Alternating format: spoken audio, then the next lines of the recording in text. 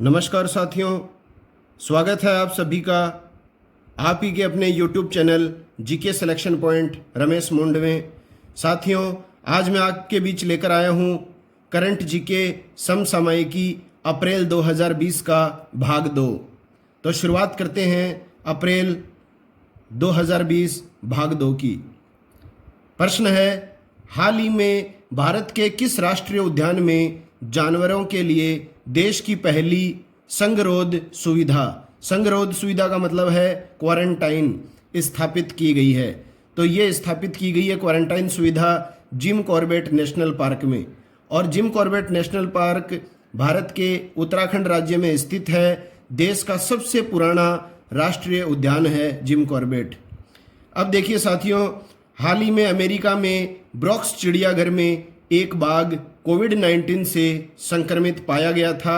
इसी के पश्चात इसमें जानवरों को अलग अलग करने के लिए परिसर में 10 क्वारंटाइन सेंटर स्थापित किए गए हैं।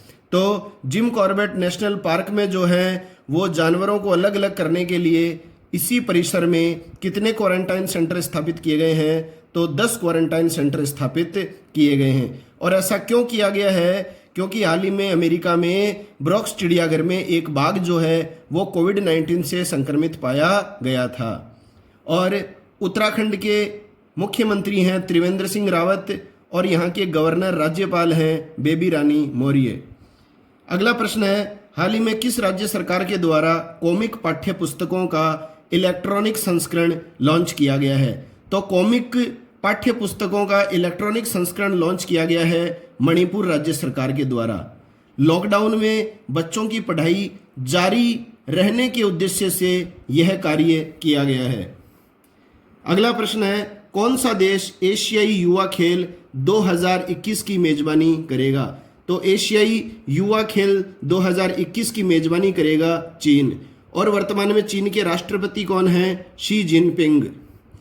अगला प्रश्न है, हाल ही में विदेश मंत्रालय के प्रवक्ता के रूप में किसे नियुक्त किया गया है? तो विदेश मंत्रालय के प्रवक्ता के रूप में नियुक्त किया गया है अनुराग श्रीवास्तव। वेरी इंपॉर्टेंट प्रश्न है। अनुराग श्रीवास्तव हाल ही में चर्चित रहे हैं क्योंकि ये विदेश मंत्रालय के प्रवक्ता के रूप में नियुक्त किए गए हैं। और वर्तमान में देश के विदेश मंत्री कौन हैं? तो ये हैं एस जयशंकर। अगला प्रश्न है, हाल ही में केंद्र सरकार के अनुसार जम्मू कश्मीर में कितने साल से रहने वाले नागरिक डोमिसाइल के हकदार होंगे? तो डोमिसाइल के हकदार होंगे 15 साल के नागरिक।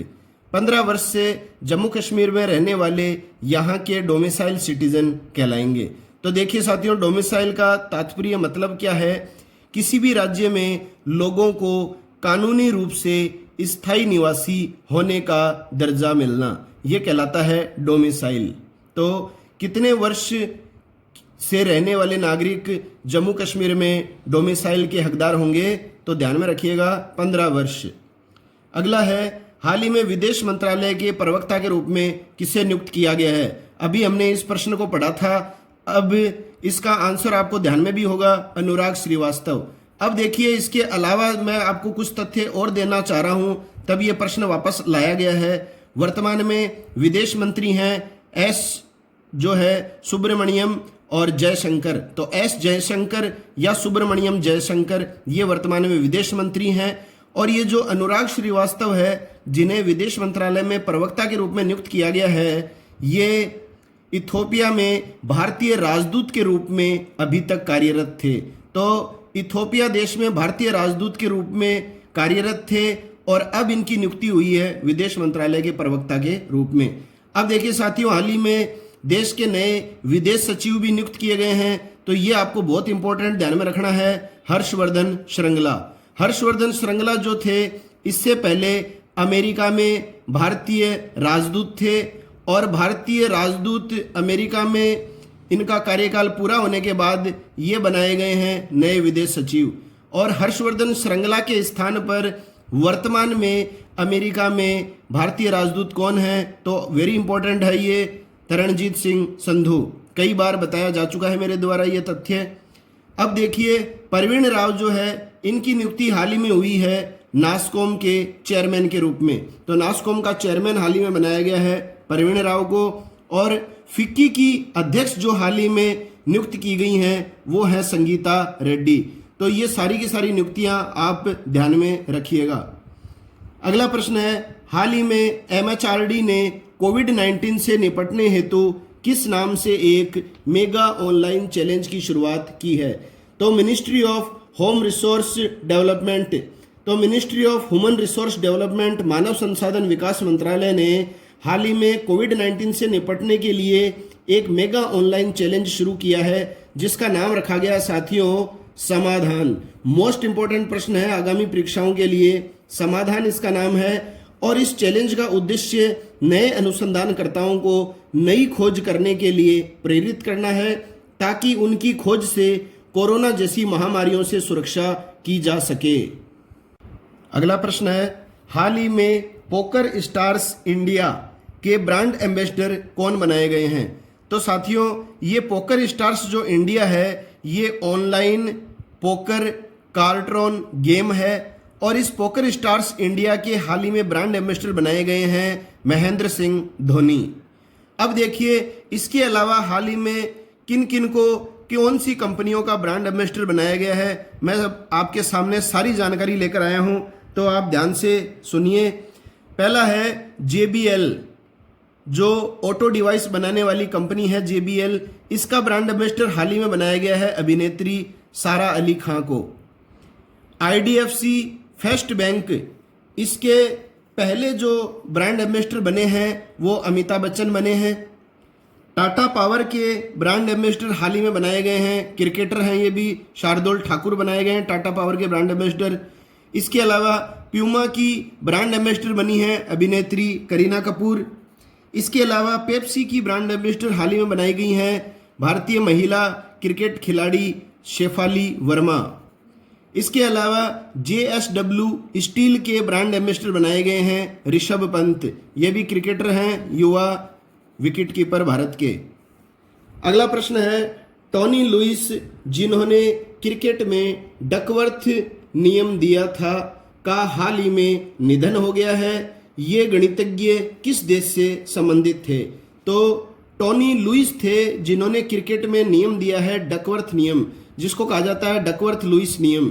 और इसके आधार पर जो है वो उस मैच का निर्णय निकलता है जिस मैच में वर्षा बाधा उत्पन्न करती है। तो टोनी लुइस जिनका निधन हुआ है ये किस देश से संबंधित रहे हैं? ये थे ब्रिटेन के। तो देखिए साथियों, ये डकवर्थ लुइस सिस्टम क्या होता है क्रिकेट में, वर्षा से बाधित मैच में जिस मेथड से बाद में बैटिंग करने वाली टीम को रन चेज का टारगेट दिया जाता है उसको कहा जाता है डकवर्थ लुइस सिस्टम। अगला प्रश्न है, हाल ही में किस राज्य में संक्रमित लोगों का पता लगाने के लिए एक्टिव केस फाइंडिंग कैंपेन शुरू किया गया है? तो किस राज्य ने ये कैंपेन चालू किया है जिसका नाम है एक्टिव केस फाइंडिंग कैंपेन? तो ये है हिमाचल प्रदेश। तो ये भी इंपॉर्टेंट है, राज्य में संक्रमित लोगों का पता लगाने के लिए एक्टिव केस फाइंडिंग कैंपेन शुरू करने वाला राज्य है हिमाचल प्रदेश।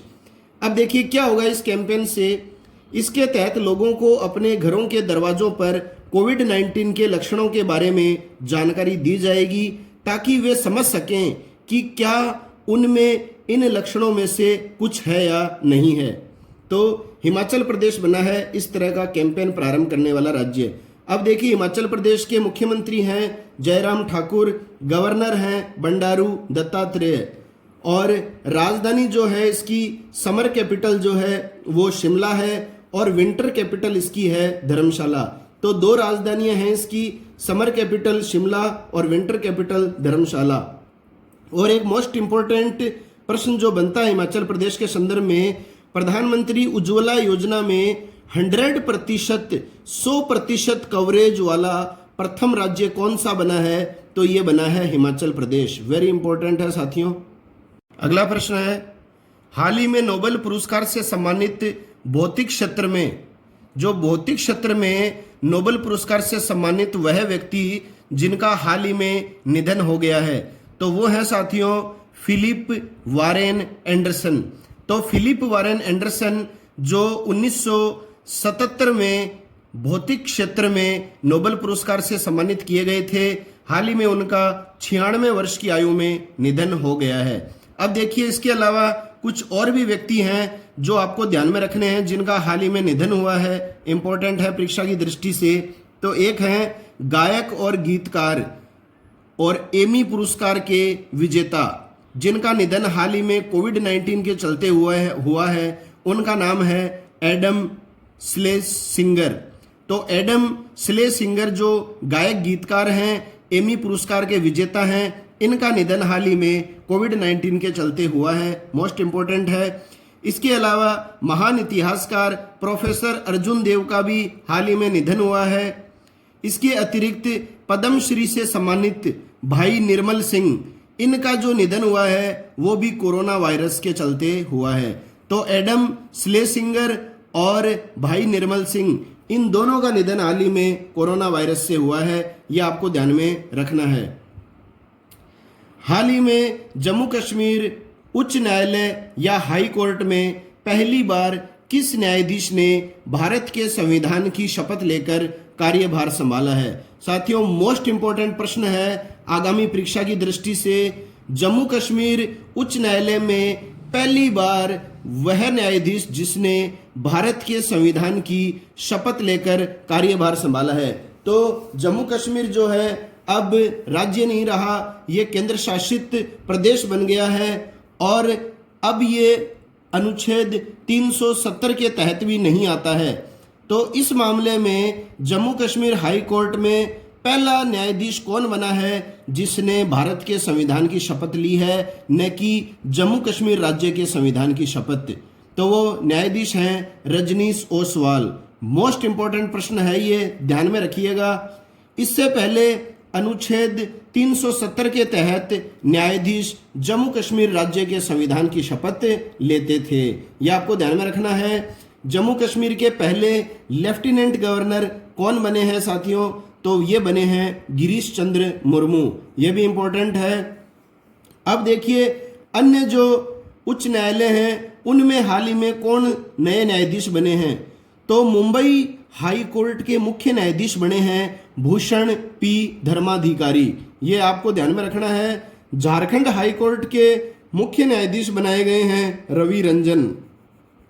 मद्रास हाई कोर्ट के चीफ जस्टिस मुख्य न्यायाधीश बनाए गए हैं अमरेश्वर प्रताप शाही। तो अमरेश्वर प्रताप शाही बने हैं मद्रास उच्च न्यायालय के मुख्य न्यायाधीश।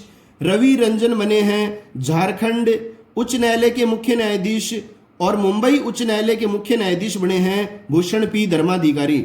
अब देखिए साथियों, एक प्रश्न है जो आपको बताना है, वर्तमान में राजस्थान हाई कोर्ट के मुख्य न्यायाधीश कौन हैं? तो ये प्रश्न मैंने आपके लिए छोड़ा है इस वीडियो में। राजस्थान उच्च न्यायालय के वर्तमान मुख्य न्यायाधीश कौन हैं, ये आपको कमेंट करके बताना है मुझे। अगला प्रश्न है, हाल ही में कोविड-19 के लिए भारत की पहली स्वदेशी परीक्षण किट जिसे पुणे में लॉन्च किया गया है, उसका क्या नाम है? तो भारत की पहली स्वदेशी परीक्षण किट जो हाल ही में पुणे में लॉन्च की गई है, उसका नाम क्या है साथियों? तो उसका नाम है पैथो डिटेक्ट। ये आप ध्यान में रखिएगा, ये है पहली स्वदेशी परीक्षण किट जिसका नाम है पैथो डिटेक्ट। इसे 6 सप्ताह में बनाया गया है और आमतौर पर ऐसे किट को बनाने में 3 से 6 माह का समय लगता है, लेकिन इसे कितने समय में हमने तैयार कर लिया है? 6 सप्ताह में बना लिया है। तो ये आपको ध्यान में रखना है, पैथो डिटेक्ट भारत की पहली स्वदेश परीक्षण किट। अगला प्रश्न है, हाल ही में फीफा अंडर 17 महिला विश्व कप फुटबॉल को कोविड-19 के चलते स्थगित कर दिया गया है। ये खेल किस देश में आयोजित होने थे? तो ये खेल जो है वो किस देश में आयोजित होने थे? तो ये थे साथियों भारत में। 2 से लेकर 21 नवंबर 2020 तक इन खेलों का आयोजन होना तय किया गया था, लेकिन कोविड-19 के कारण जो है फीफा अंडर 17 महिला विश्व कप फुटबॉल जो है वो स्थगित कर दिया गया है। अब देखिए, फीफा जो है federation of international football association, football से संबंधित सर्वश्रेष्ठ संस्था होती है फीफा। इसकी स्थापना 1904 में हुई थी। इसका मुख्यालय जूरिक स्विट्जरलैंड में है और इसके वर्तमान में प्रेसिडेंट हैं जियानी इन्फेंटिनो। ये मोस्ट इंपॉर्टेंट है, कई बार परीक्षाओं में पूछा जाता है। जैसे आईओसी का पूछा जाता है, इंटरनेशनल ओलंपिक कमेटी का, थॉमस बाक, वैसे ही फीफा के प्रेसिडेंट का भी पूछा जाता है। इसके प्रेसिडेंट हैं जियानी इन्फेंटिनो। और इसका जो मोटो है, मेन जो स्लोगन है, वो है for the game for the world. ये भी परीक्षाओं में पूछा जाता है। फीफा का मोटो क्या है? For the game for the world. और 2019 में फीफा महिला वर्ल्ड कप का आयोजन फ्रांस में हुआ था। ये आप सभी जानते हैं। फीफा महिला वर्ल्ड कप 2019 जो है पिछले वर्ष फ्रांस में हुआ था। और इसका विजेता कौन था? अमेरिका था। और अमेरिका ने किसको हराया फाइनल में? नीदरलैंड को। तो नीदरलैंड हो गया उपविजेता। अब देखिए साथ में और भी जानकारियां हैं। फीफा पुरुष वर्ल्ड कप 2022 में जो है वो कतर में होगा। 2026 में पुरुषों का फुटबॉल वर्ल्ड कप ये 3 देशों में होगा साथियों, कनाडा, मैक्सिको और यूएसए अमेरिका में।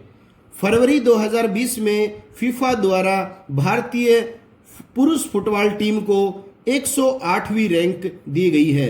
तो ये भी सारे के सारे जो तथ्य हैं ये मोस्ट इंपॉर्टेंट हैं। आप केवल यही मत सोचिए कि फीफा अंडर 17 महिला विश्व कप फुटबॉल जो है वो कोरोना वायरस के चलते स्थगित कर दिया गया है, जो भारत में होने वाला था नवंबर 2020 में।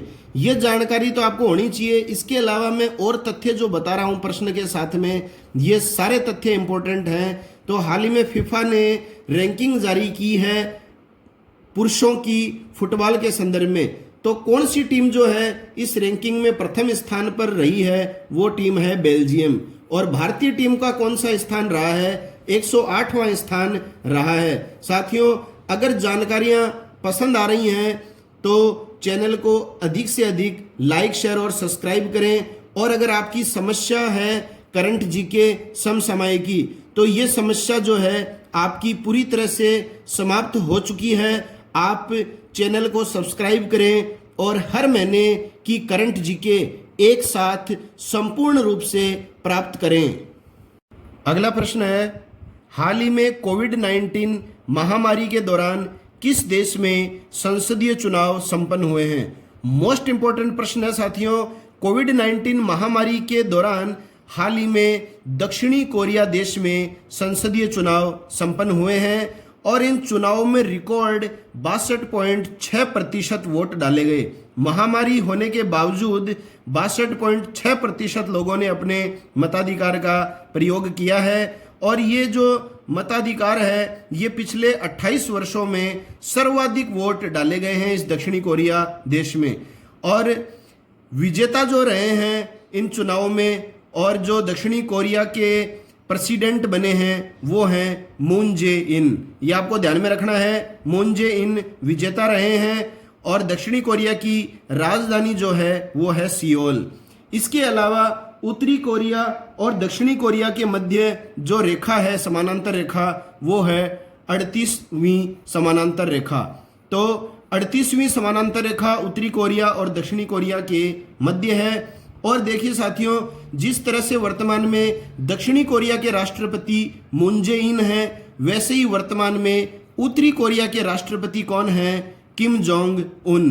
तो ये दोनों देशों के राष्ट्रपति आपको ध्यान में होने चाहिए। अब देखिए, जैसे दुनिया का पहला 5G नेटवर्क लॉन्च करने वाला देश भी कौन सा बना है? दक्षिणी कोरिया। तो देखिए साथियों, ये अलग से भी प्रश्न बनाया जा सकता था कि दुनिया का पहला देश जिसने 5G नेटवर्क लॉन्च किया है, लेकिन मेरा उद्देश्य यही है कि एक प्रश्न है जिसका उत्तर दक्षिणी कोरिया आ रहा है, तो उसके संबंध में अधिक से अधिक जानकारियां आप तक एक साथ पहुंचा सकूं। तो वो देश कौन सा है दुनिया का पहला जिसने 5G नेटवर्क लॉन्च किया है? तो वो है दक्षिणी कोरिया। अब देखिए, आपसे एक प्रश्न और पूछा जाता है, 5G नेटवर्क कवरेज करने वाला, 5G नेटवर्क लॉन्च करने वाला नहीं, कवरेज करने वाला दुनिया का पहला जो शहर है, अगर शहर आपसे पूछा जाए तो आएगा चीन का शंघाई शहर, और देश पूछा जाए तो दक्षिणी कोरिया। तो ये दोनों चीजें आपको विशेष रूप से ध्यान रखनी है। अगला प्रश्न है, हाल ही में अमेरिका में व्हाइट हाउस के कोरोना वायरस सलाहकार परिषद में किसे नियुक्त किया गया है?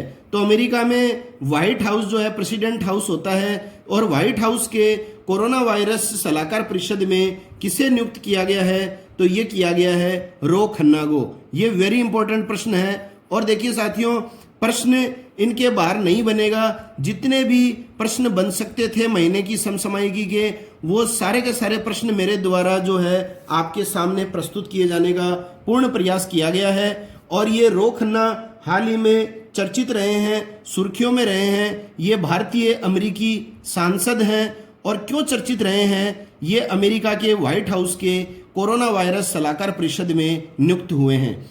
अब देखिए, हाल ही में जैसे सीमा वर्मा भी चर्चित रही हैं। पीछे करंट जीके में मैंने ये बात आपको निश्चित रूप से बताई है, आप पढ़िए। सीमा वर्मा हाल ही में क्यों चर्चित रही हैं? क्योंकि अमेरिका की कोरोना वायरस टास्क फोर्स में इन्हें शामिल किया गया था। अगला प्रश्न है, 2022 के एशियन पैरा गेम्स का शुभंकर हाल ही में किसे चुना गया है? तो एशियाई पैरा गेम्स का शुभंकर जो चुना गया है वो चुना गया है फेई फेई को। और ये खेल 2022 में कहाँ होंगे? चीन के हांगजाऊ स्थान पर। और चौथे एशियाई पैरा गेम्स होंगे, ये चौथा संस्करण होगा इन खेलों का। और इनका आयोजन हांगजाऊ चीन में 9 से 15 अक्टूबर 2022 तक किया जाएगा। इसमें कुल 22 खेल शामिल किए जाएंगे। और देखिए साथियों, ये जो फेई फेई शुभंकर चुना गया है इन खेलों का, इसका मतलब होता है उड़ते हुए पक्षी। और दोनों फेई फेई जो अलग अलग शब्द हैं, आपको वैसे पढ़ने में सेम ही लग रहे हैं, लेकिन इनका तात्पर्य अलग अलग है। पहले फेई का मतलब तो है उड़ते हुए पक्षी, और दूसरे फेई का मतलब है अपनी कमजोरी पर काबू पाने हेतु एथलेटिक्स के परिश्रम को दर्शाता है दूसरा फेई शब्द। अगला प्रश्न है, हाल ही में किसने भारत के केंद्रीय सतर्कता आयुक्त CVC के पद की शपथ ग्रहण की है? तो मोस्ट इंपॉर्टेंट प्रश्न है ये, और इसका उत्तर आएगा संजय कोठारी। इन्हें चुना गया है हाल ही में चीफ विजिलेंस कमिश्नर, केंद्रीय सतर्कता आयुक्त संजय कोठारी। और इनकी नियुक्ति जो की गई थी वो फरवरी 2020 में की गई थी। और केंद्रीय सतर्कता आयुक्त के रूप में शपथ लेने से पहले ये क्या थे? ये राष्ट्रपति रामनाथ कोविंद के सेक्रेटरी सचिव थे। और वर्तमान में जो है अब इन्होंने जो है वो केंद्रीय सतर्कता आयुक्त का पद संभाल लिया है।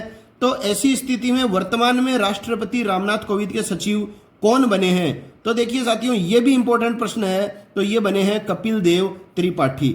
तो आप ये मत सोचिए कि ये जो केंद्रीय सतर्कता आयुक्त का जो प्रश्न है ये दोबारा हमारे सामने प्रस्तुत कर दिया गया है। ये दोबारा प्रस्तुत किया गया है, तो इसके साथ में आपके लिए कुछ नए तथ्य भी जुटाए गए हैं। तो ये पहले कौन थे जो केंद्रीय सतर्कता आयुक्त बने हैं हाल ही में? संजय कोठारी। तो ये रामनाथ कोविंद के सचिव थे, और इनके स्थान पर नए सचिव बन गए हैं कपिल देव त्रिपाठी। इसके अलावा देखिए साथियों, हाल ही में मुख्य सूचना आयुक्त भी नियुक्त किया गया है। मुख्य सूचना आयुक्त जो हैं वर्तमान में ये नियुक्त किए गए हैं विमल जुल्का। तो ये भी परीक्षा की दृष्टि से इंपॉर्टेंट है। अब देखिए, 1964 में सरकारी भ्रष्टाचार के उन्मूलन हेतु के संथानम समिति, ये आपको ध्यान में रखना है। कई बार ये प्रश्न आता है, किस समिति की सिफारिश पर केंद्रीय सतर्कता आयोग की स्थापना की गई थी? तो के संथानम समिति की सिफारिश पर केंद्रीय सतर्कता आयोग की स्थापना 1964 में की गई थी। अगला प्रश्न है, हाल ही में चर्चित रही पुस्तक, ये पुस्तक हाल ही में चर्चित रही है shuttling to the top the story of PV Sindhu के रचयिता या लेखक कौन है? तो PV सिंधु आप जानते हो भारत की टॉप मोस्ट बैडमिंटन खिलाड़ी हैं। इन्हीं के जीवन के संदर्भ में पुस्तक लिखी गई है shuttling to the top the story of PV Sindhu. ये लिखी गई है V कृष्णा स्वामी के द्वारा। तो ये ध्यान में रखिएगा। और भी काफ़ी पुस्तकें मैं आपको बता चुका हूं और आगे भी बताऊंगा अप्रैल माह की, वो सारी आप ध्यान में रखिए। अब देखिए साथियों, इस PV सिंधु के संदर्भ में मैं आपको 3-4 बातें बता रहा हूं, आप निश्चित रूप से ध्यान में रखिए, परीक्षाओं में पूछा जाएगा। पीवी सिंधु किस खेल से संबंधित हैं, तो ये सभी जानते हैं आप, बैडमिंटन की प्लेयर हैं ये। और किस राज्य से संबंधित हैं, तेलंगाना राज्य से संबंधित हैं। इनका उपनाम अगर पूछा जाए, गोल्डन गर्ल के नाम से जाना जाता है, तो वो पीवी सिंधु को जाना जाता है। और वर्ल्ड चैंपियनशिप में गोल्ड मेडल जीतने वाली प्रथम भारतीय खिलाड़ी कौन है, तो वो पीवी सिंधु हैं। और हाल ही में आंध्र प्रदेश राज्य की एंटी करप्शन हेल्पलाइन की ब्रांड एम्बेसडर कौन बनी है, तो वो भी पीवी सिंधु बनी है। इसके अलावा हाल ही में वीज़ा की ब्रांड एम्बेसडर भी पीवी सिंधु को बनाया गया है। और वर्ष 2020 में पद्म भूषण के लिए भी इन्हें चुना गया है। तो देखिए साथियों, एक ही प्रश्न है पुस्तक के संदर्भ में, और जो पुस्तक है उसके लेखक हैं वी कृष्णा स्वामी। इसके अलावा पीवी सिंधु के बारे में मैंने आपको कितनी बातें बताई हैं, कौन से खेल से संबंधित हैं, किस राज्य की हैं, क्या उपनाम है, वर्ल्ड चैंपियनशिप में गोल्ड जीतने वाली पहली भारतीय खिलाड़ी कौन बनी है, इनको हाल ही में एंटी करप्शन हेल्पलाइन की ब्रांड एम्बेसडर बनाया गया है, वीज़ा की ब्रांड एम्बेसडर बनाया गया है, और 2020 में पद्म भूषण अलंकरण से सम्मानित किया गया है। तो साथियों, एक ही प्रश्न के साथ इतने सारे प्रश्न मैंने आपके सामने प्रस्तुत किए हैं। तो अगर आपको ये प्रश्न और समसामयिकी वाकई अच्छी लग रही है, मेरी मेहनत से आप खुश हैं, तो एक लाइक तो साथियों निश्चित रूप से बनता ही है। अगला प्रश्न है, हाल ही में HUL, इसका फुल फॉर्म है हिंदुस्तान यूनिलीवर लिमिटेड ने कोविड-19 का मुकाबला करने के लिए किसके साथ समझौता किया है।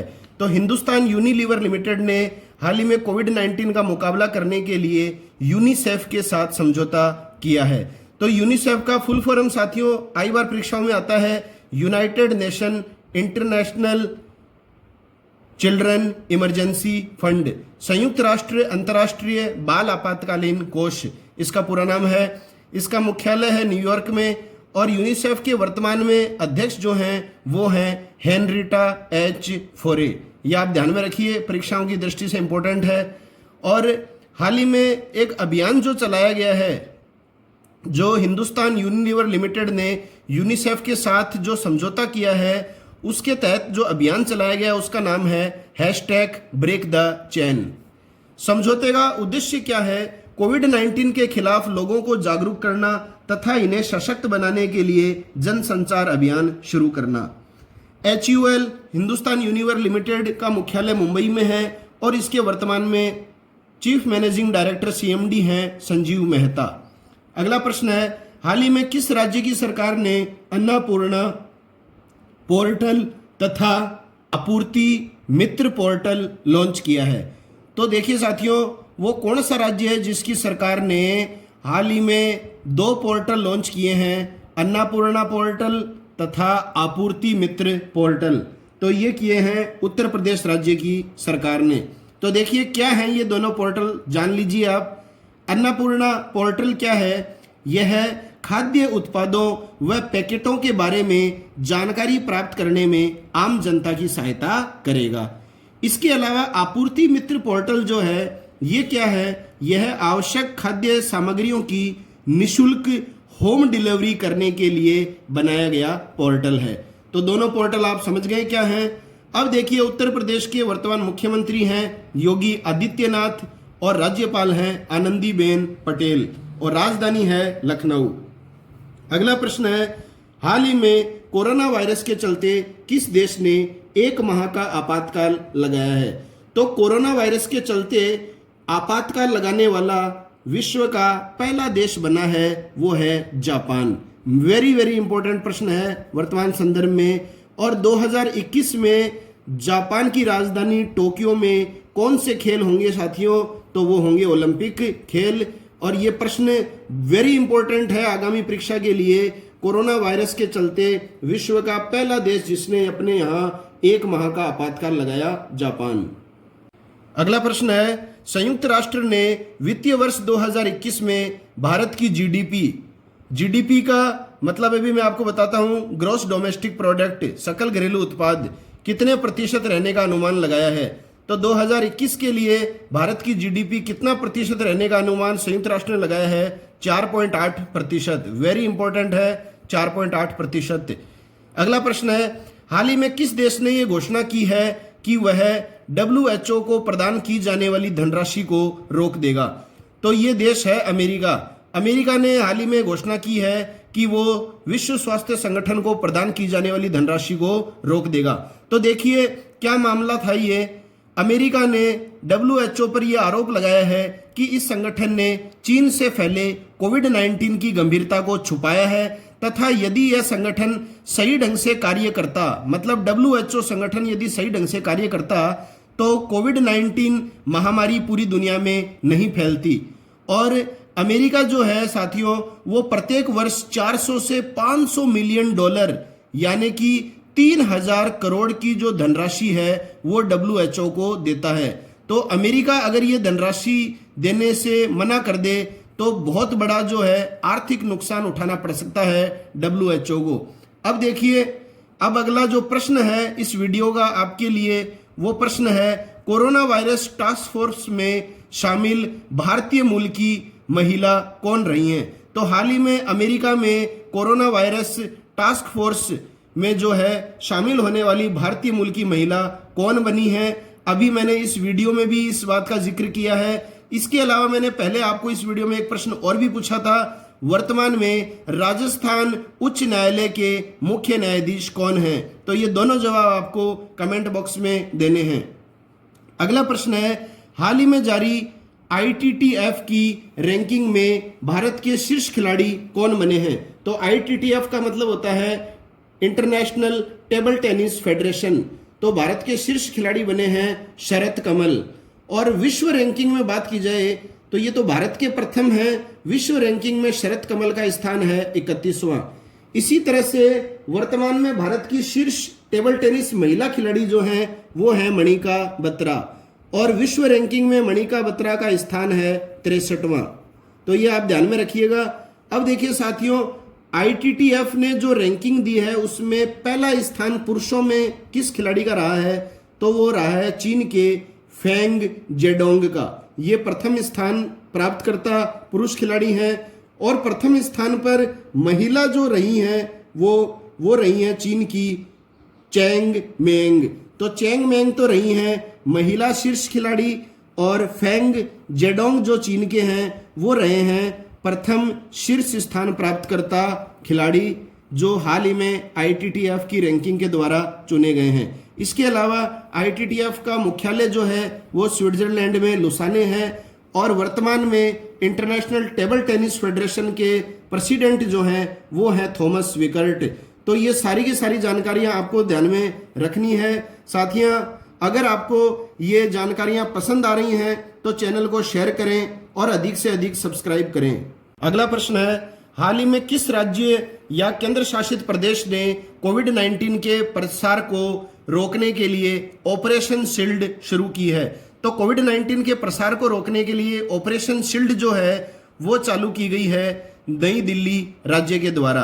तो देखिए इस शील्ड का तात्पर्य क्या है, ये आपकी आगामी परीक्षा के लिए महत्वपूर्ण प्रश्न है। ऑपरेशन शील्ड ये दिल्ली राज्य के द्वारा चालू किया गया है, और शील्ड का फुल फॉर्म देखिए साथियों, एस का मतलब होता है सीलिंग ऑफ एरिया, मतलब इलाके को सील करना। एच का मतलब है होम क्वारंटाइन, घर में क्वारंटाइन करना। आई का मतलब है आइसोलेशन ऑफ इन्फेक्टेड पेशेंट, मतलब संपर्क में आए व्यक्तियों को अलग करना। ई का मतलब है एसेंशियल सर्विस इंश्योर्ड, मतलब जरूरी सेवाओं को सुनिश्चित करना। एल का मतलब है लोकल सैनिटाइजेशन ऑफ एरिया, मतलब इलाके को सैनिटाइज करना। और डी का मतलब होता है डोर टू डोर सर्वे, घर घर सर्वे करना। तो ये होता है शील्ड का फुल फॉर्म। वेरी इंपॉर्टेंट है ऑपरेशन शील्ड। और दिल्ली में हाल ही में जो है फिरोज शाह कोटला स्टेडियम का जो नाम है वो आप जानते हैं साथियों, अरुण जेटली के नाम से कर दिया गया है। तो अगर ये जानकारियां वाकई आपको पसंद आ रही हैं तो साथियों आप निश्चित रूप से वीडियो को लाइक करें। अगला है, हाल ही में प्रसार भारती ने कौन सा नया चैनल लॉन्च किया है? तो प्रसार भारती के द्वारा हाल ही में लॉन्च किया गया नया चैनल है DD रेट्रो।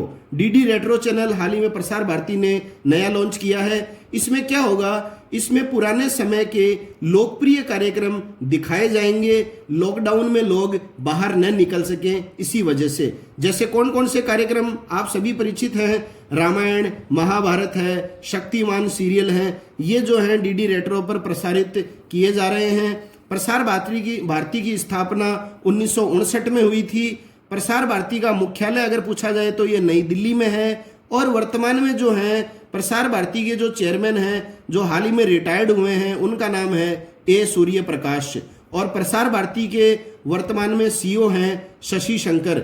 ये सारी जानकारियां साथियों आपको ध्यान में होनी चाहिए।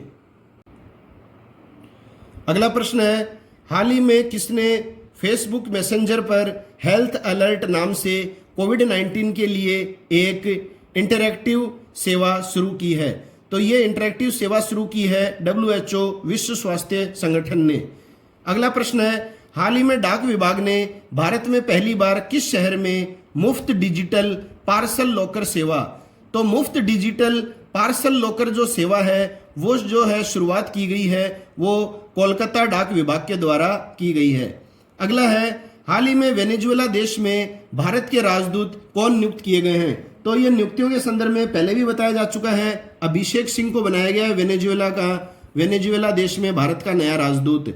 इसके अलावा देखिए साथियों, ये गोपाल बागले जो हैं, इनकी भी हाल ही में नियुक्ति हुई अप्रैल माह में। ये श्रीलंका में भारतीय उच्चायुक्त बने हैं। इसके अलावा कनाडा में जो भारतीय उच्चायुक्त बनाए गए हैं हाल ही में, वो बनाए गए हैं अजय बिसारिया। अगला प्रश्न है, हाल ही में भारत सरकार ने 20 लाख खुदरा दुकानों की श्रृंखला किस नाम से शुरू करने की घोषणा की है? तो 20 लाख खुदरा दुकानों की जो श्रृंखला प्रारंभ की है भारत सरकार ने, वो किस नाम से शुरू की गई है? सुरक्षा स्टोर। वेरी वेरी इंपॉर्टेंट प्रश्न है ये, सुरक्षा स्टोर इनको नाम दिया गया है। लॉकडाउन नियमों का पालन करते हुए लोग यहां से जरूरत का सामान खरीद सकते हैं। यहां सोशल डिस्टेंस का जो है वो ध्यान देना बहुत ही जरूरी है। अगला प्रश्न है, अशोक देसाई जिनका हाल ही में निधन हो गया है, किस प्रमुख पद पर आसीन रह चुके थे? तो अशोक देसाई जो है, आप इस नाम से अच्छे खासे परिचित भी होंगे।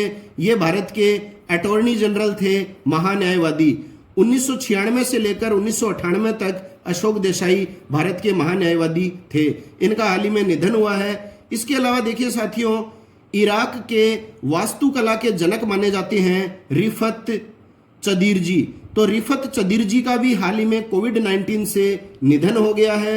इसके अलावा इंग्लैंड के पूर्व फुटबॉल गोलकीपर जो हैं पीटर बोनेटी, इनका भी हाल ही में निधन हो गया है। तो ये सारे के सारे तथ्य आपको ध्यान में होने चाहिए साथियों। ये है अपना अप्रैल 2020 करंट जीके भाग 2। आशा है आपको ये सभी प्रश्न बेहद पसंद आए होंगे। अगले भाग 3 के साथ पुनः मिलेंगे। तब तक के लिए जय हिंद, जय भारत।